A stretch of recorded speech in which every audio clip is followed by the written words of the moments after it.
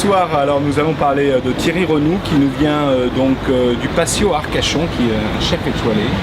Alors Alain, ton sentiment sur cette soirée? Alors mon sentiment sur cette soirée, c'est pas un sentiment, c'est une certitude.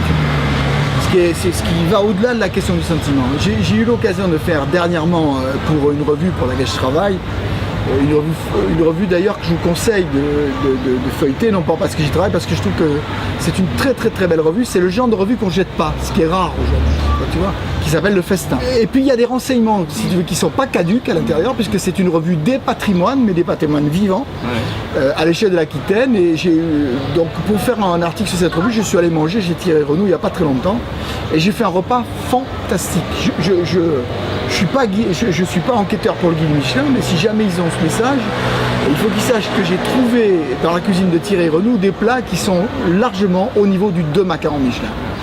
Et il vient d'avoir un macaron cette année et ça l'a boosté d'une manière inouïe. C'est un chef au mieux de sa forme, qui est vraiment de plus en plus pointu, et qui, s'il continue comme ça, à l'allure à laquelle il va nous décrocher une 2e étoile Michelin dans les années qui viennent.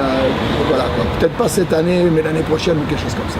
Énorme. Voilà. Restaurant à conseiller, le Patio Arcachon. Le Patio Arcachon, absolument. Et il a refait l'intérieur, il a remis ça un peu au goût du jour.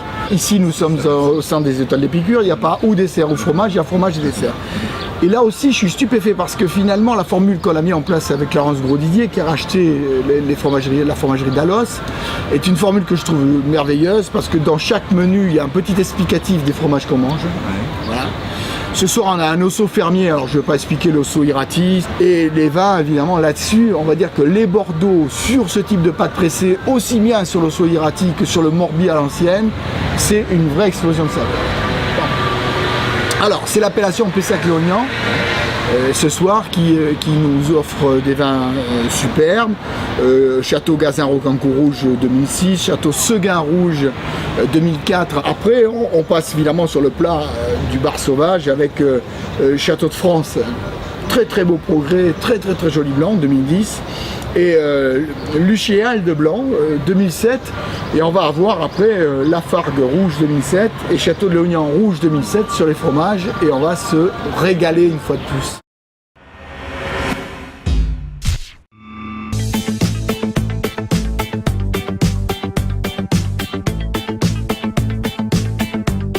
Bonsoir, alors donc comme retour sur le plateau ici à la terrasse Fuchsia, nous avons avec nous Thierry Renoux qui va nous parler d'abord de sa cuisine, de sa philosophie et de son histoire. Vous êtes ici ce soir aux Étoiles d'Épicure. Vous aimez faire ces exercices de style devant du public?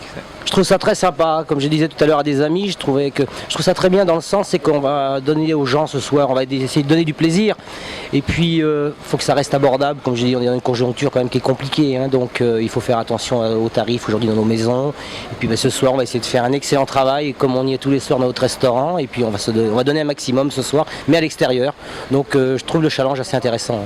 Votre impression sur les épicuriales de cette année? Alors quand je suis arrivé, je me suis dit où est-ce qu'on est? Il y avait tellement de monde, je me suis dit est-ce qu'on va arriver à se garer? Enfin je trouve l'endroit magnifique, là on a des palmiers, il fait lourd, il fait chaud, il y a un taux d'humidité exceptionnel. Moi qui vais beaucoup en Asie, on se croirait un peu en Asie là, il y a une ambiance qui est très sympa. Hein. Et votre cuisine, vous me disiez tout à l'heure que vous vous inspiriez de l'Asie pour la réaliser. Oui, beaucoup, je travaille beaucoup, donc le kaffir, je travaille beaucoup le kombava, je travaille beaucoup, je vais beaucoup au Sri Lanka, donc je travaille beaucoup aussi le Colombo, enfin je vais chercher beaucoup ces parfums qui sont vraiment très intéressants, le galanga qu'on va travailler ce soir justement avec le bar, et je trouve qu'ils ont une culture, vraiment ils savent cuisiner, hein. Les thaïs, la cuisine thaï c'est exceptionnel. Qu'est-ce qui pour vous caractérise la cuisine thaï? Le tom yam goong. Hein, c'est la soupe thaïlandaise, donc c'est une soupe de crevettes à base de citronnelle, à base de galanga, il y a du piment oiseau, il y a de la feuille de kaffir, ils mettent un peu de champignons de paille, enfin c'est un bouillon qu'on mange avec un riz gluant le soir, donc c'est vrai qu'en Asie il fait tellement chaud le soir que vous prenez ce tom yam goong à base de crevettes avec un riz gluant, vous avez fait le repas, je veux dire, c'est très sympa. Donc le Patio Arcachon maintenant, c'est un restaurant, quel style de cuisine vous faites là-bas? Alors ma cuisine elle n'a pas changé, elle est toujours restée la même, hein. C'est une cuisine je dirais très mer quand même, très mer, on travaille beaucoup l'huître, beaucoup les poissons, Mais bon, une cuisine avec du produit local quand même, régional, très modernisé, avec le petit coup de fun par-dessus. Et puis on a eu la chance d'être récompensé cette année par une étoile au Michelin, donc c'est que du bonheur. C'est que du bonheur. J'ai une équipe, que ce soit en salle ou en cuisine, qui est exceptionnelle, qui fait un travail de titan. Des gens motivés, passionnés, d'être entouré comme ça, je pense que je suis gâté. Vous allez nous parler de ce que vous allez réaliser ce soir.